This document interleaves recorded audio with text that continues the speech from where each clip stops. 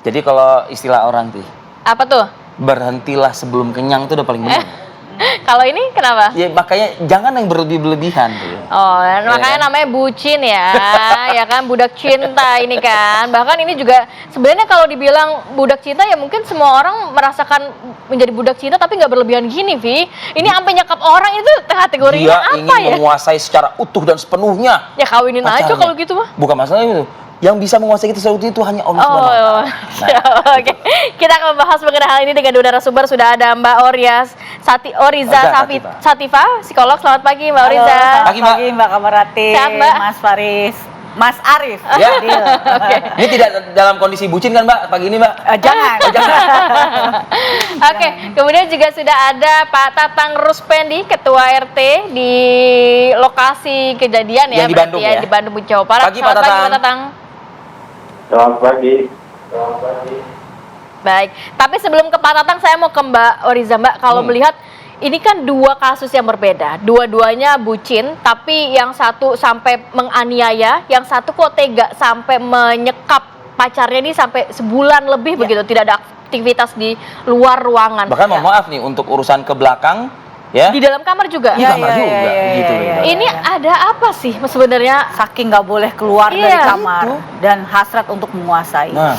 Kalau mungkin harus diluruskan dulu nih Mbak Kamaratih dan Mas Arif bahwa yang kita maksud ini bukan bucin cinta Bucin. loh, Nah, jadi- bucin cinta, tetapi agresi cinta. Sudah masuk Agresi. ke dalam Levelnya udah istilah beda. yang namanya agresi cinta. Ini harus dipahami dulu supaya masyarakat tahu bahwa ini bukan bucin yang berlebihan. Udah nggak ada tuh istilah bucin berlebihan, tapi Arahnya udah ke negatif gitu ya? agresi dalam hubungan dengan pasangan. Oke. Meskipun ujungnya tetap berdamai, justru Iya. malah tetap melanjutkan hubungan gitu loh. Ya, kalau yang kita baca di jurnal tentang relationship gitu ya, bahwa sebetulnya justru pasangan-pasangan yang mengalami kejadian-kejadian semacam ini, pelaku tidak menyadari bahwa dia itu sebenarnya sudah merugikan dan alias menjadi pelaku, dan korban juga tidak sadar bahwa dia itu sudah Dia dirugikan. dirugikan. Makanya saya nggak yakin juga kalau ada surat perjanjian dan dinyatakan untuk oke lanjut dan lain Di sebagainya, pemberitaan sih seperti mungkin itu. secara perspektif cara pandang mereka ada yang salah dan harus diperbaiki. Ada terjadi yang namanya distorsi kognitif bahwa ya udahlah gitu, dia mah mungkin hilaf gitu ya, walaupun mungkin ini sebetulnya harus dipahami, kita semua tahu bahwa ini adalah kekerasan seksual. Hilaf meskipun sudah di luar nalar loh Mbak. Nah, Kan itu. kayak urusan yang buang air aja misalnya. betul. Ya masa sih Mbak gitu loh. Betul makanya. Tetapi kan kita tidak bisa melihat hanya dari kejadian-kejadian yang memang terakumulasi. Kalau kita bicara cinta, itu dasarnya adalah sebetulnya perasaan. Walaupun dalam perasaan itu kita Berlebihan. bicara perasaan itu ada dalam satu dalam rumahnya itu namanya jiwa. Jiwa itu ada 3 elemen: pikiran, perasaan, dan tindakan yang semuanya itu harus berjalan dengan Betul. sinergi. Iya. Kalau Mas Arif bilang, tapi kan itu kan berlebihan Mbak, tapi itu nggak buat kita masuk kayaknya akal aneh loh gitu, sampai nggak masuk melakukan akal. ini. Kita kan bicara rasionalnya. Iya. Nah, sedangkan mungkin si korban bicara cintanya. Cintanya lebih besar begitu, iya, menutup jadi mata dia ibaratnya. mengambil angle dari cintanya. Kita mengambil dari sisi rasionalnya. Mbak Oriza, tapi kalau melihat ini sebenarnya memang sosok dari pelakunya sendiri yang bermasalah, apa ada triggernya sih sehingga memicu kok dua kasus ini bisa seperti itu? Ya sebetulnya it takes two to tango kan, Betul, betul. Mas Arif. Jadi sebetulnya minta maaf bahwa semua pakar bilang gitu ya, psikolog bilang toxic relationship itu ya. jangan pernah diabaikan Abaikan. loh gitu, bahwa sebetulnya tadi Mas Arif bilang, aku sambung juga di agama juga diajarkan bertemanlah dengan orang-orang yang baik. Kalau misalnya, nah apalagi kalau boleh ada tambahan, berpasanganlah dengan orang-orang yang baik juga, karena itu sebetulnya Membawa kebaikan mempengaruhi juga kita. ya. Oh ya udah, aku cinta yang menjadi salah pada akhirnya karena munculnya sedikit gitu, karena akhirnya menjadi suatu bentuk penyekapan 1 bulan dan terjadi kejadian-kejadian yang mohon maaf di luar nalar dan mungkin biadab gitu ya. Mohon maaf, itu sebetulnya menurut saya, yakin saya itu akumulasi, nggak mungkin tiba-tiba gitu. Mungkin bentuknya kekerasan fisik yang sedikit. Apa yang bisa diperhatikan dari seseorang, oh ternyata pasangan saya toksik nih, bisa membahayakan diri saya nantinya. Iya. Karena korban itu kan suka nggak sadar ya Mbak, bahwa ternyata Iya. menjadi korban Ya. kekerasan dan lain sebagainya. Yang harus dipahami kita sebagai pasangan yang rasanya pasangan kita itu toksik gitu ya, atau memang rasanya memang nggak benar, adalah hati nurani kita yang harus kita pakai. Jujur, orang-orang yang sebetulnya menjadi korban dan akhirnya melakukan atau mengambil keputusan yang salah untuk membiarkan, tidak membenahi, memaklumi, itu sebetulnya mereka sebetulnya juga sudah berjuang dengan perang batinnya mereka. Tetapi kalau saya yakinnya hati nurani mereka nggak jalan, bahwa ini sebenarnya salah loh, udahlah biarin aja. Gitu ya? Hati kita juga bisa salah, rasional kita juga bisa salah, makanya ada yang namanya rekonstruksi kognitif, memperbaiki pola pikir. Berarti kan pola pikir juga bisa salah, apalagi hati kita. Gitu. Jadi artinya kembali ke tadi Mbak Ratih bilang, ini sebenarnya bagaimana, berarti sebetulnya naluri kita yang harusnya jalan dalam, sebenarnya nggak cuma dalam relationship ya, dalam hal apapun gitu. Oke. Nah, jadi kalau kita bicara agresivitas nih Mas, sebetulnya saya mencurigai ada 2 faktor kan dalam kasus ini. Yang pertama itu faktor pribadi.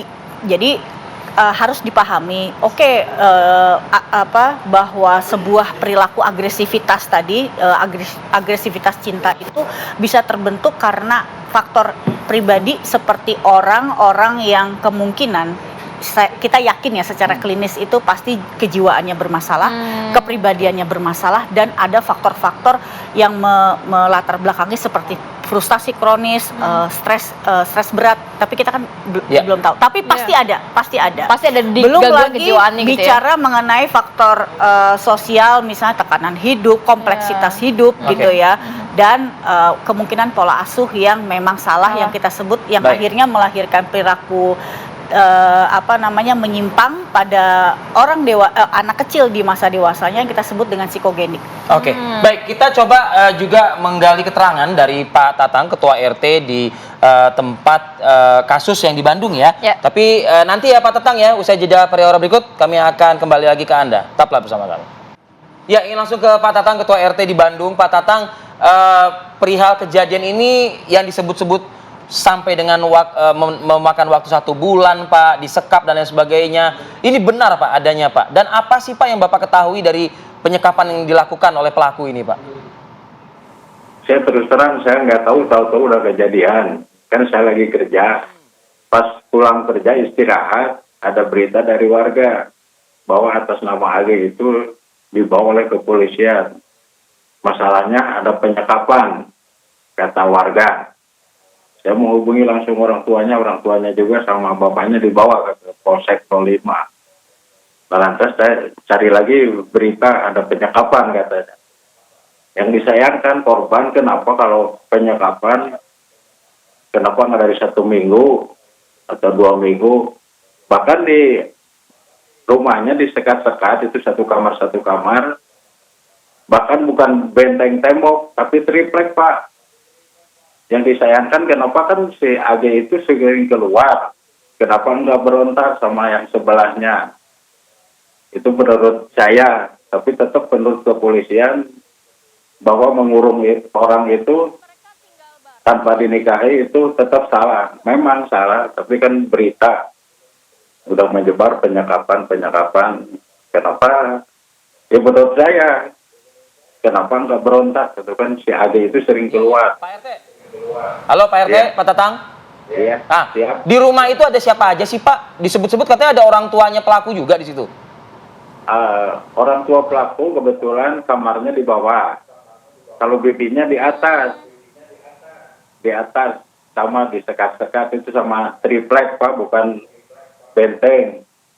Ya menurut saya disayangkan kenapa rumah korban dibikin kayak begitu Pak. Gimana Pak? Orang tuanya nggak curiga ada rumah kok ditutupin triplek lah, disekat-sekat gitu. Enggak, nah itu udah dibagi-bagi satu kamar. Kapling-kapling gitu. Satu Pak kamar, Tatang, satu kamar. ini ya. jadi si orang tua pelaku ini nggak tahu ada wanita sosok yang tinggal perempuan. di situ. Enggak tahu. Kalau tahu mah pasti diusir Bu, bukan. Akhirnya Pasti ketahuan diusir, gimana kan? tuh Pak Tatang? Itu laporan sih itunya ke Polwitabes, nomor darurat di Pak RT korbannya. sempat lihat nggak Pak setelah ini terbongkar, sempat masuk ke kamarnya nggak? Enggak udah digaris langsung garis polisi. Oke. Pulang Pak, kalau istirahat. sosok pelaku Iya. dikenal warga atau keluarga sekitar seperti apa sih, Pak? Yang ininya pelaku, Iya. Ya, ya pelakunya. biasa-biasa saja. Yang warga bapaknya. Iya, biasa-biasa saja ya. Ngobrol juga, sering ngobrol, Pak? Jarang. Jarang lah, jarang di Oh, oke. rumah. Kerjanya orang apa sih, juga Pak, pelaku ini, Pak? Pengangguran. Pengangguran. Oke. Oke, baik, terima kasih Pak RT, Pak Tatang, Iya. Gus Pendi atas Siap. waktunya Pak pagi ini Siap. Pak. Siap. Oke, siap. lanjutkan lagi nih, Mbak Iya. Riza. Kalau mendengar cerita dari Bapak Pak RT tadi ditutup ya sekilas, triplek. Waduh, ya. disekat-sekat. Kemungkinan yang perlu kita cermati adalah satu, adanya rasa frustasi yang sudah kronis ya. Mungkin dia pengangguran juga, berat loh gitu kan. Mungkin kita tidak di posisi dia gitu ya, si pelaku.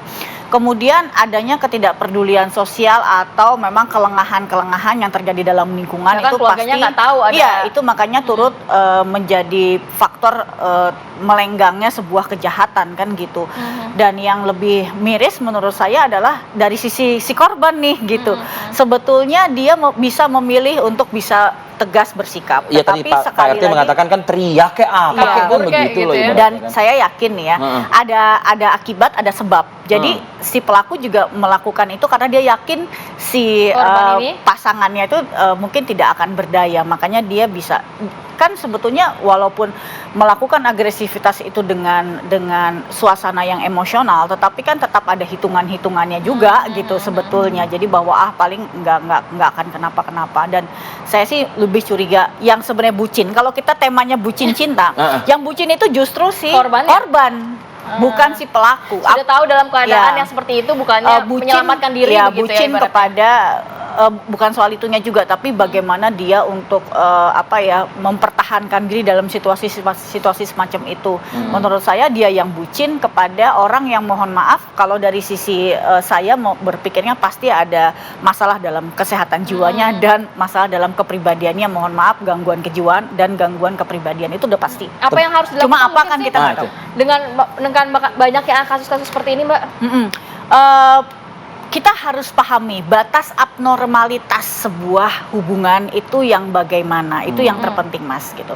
Kalau tadi kita di luar offline kita sudah ngobrol-ngobrol gitu kan, kalau misalkan kita putus pacar atau tidak bisa lagi dengan pasangan kita melakukan ABCDE itu sebenarnya masih normal gitu ya. Ya normalnya yang seperti Hal yang kita masih wajar. dengar oleh Menangis wajar nggak, di saya tanya? menangis ya. Masih wajar kan? Boleh. Ngeblok boleh. Ngeblok, iya. Ngeblok masih boleh lah. Marah-marah Ini kamu. minta balik barang-barang yang udah pernah dikasih. Masih nggak apa-apa. Ini curhatan pribadi nih Itu kayaknya. sebetulnya respon reaksional aja gitu dan Iya. sesaat. Tapi ngebuntutin keseharian mantan, Iya. sampai memaksa masuk dia ke dalam kendaraan dia. Itu yang gitu. sebetulnya sudah tidak normal. Nah. Jadi intinya kalau Mbak Rati tanya, sebetulnya apa yang harus pelajaran untuk kita semua mengetahui batas abnormalitas. Karena korban biasanya nggak tahu loh batas nggak normalnya tuh sampai di mana. Yakin saya, gitu. Jadi harus dipahami dulu bahwa yang sebetulnya masih bisa ditolerir sebagai bentuk dari rasa ketidakpuasan dan rasa kesal pasangan itu ABCDE gitu ya. Jadi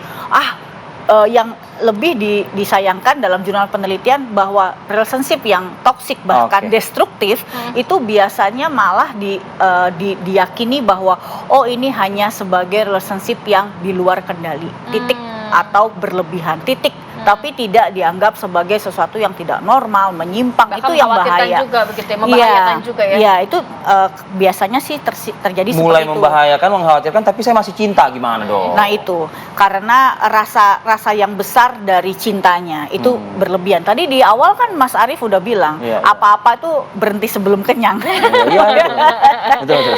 Oke, ini kita berhenti dulu sebelum jadi Kita berhenti dulu sebelum kami berdua curhat. Terima kasih banyak Mbak Riza. Iya, Thank you, Mbak. sama-sama Makasih ya, Mbak. Mas Rati, Mas Arief. Oke.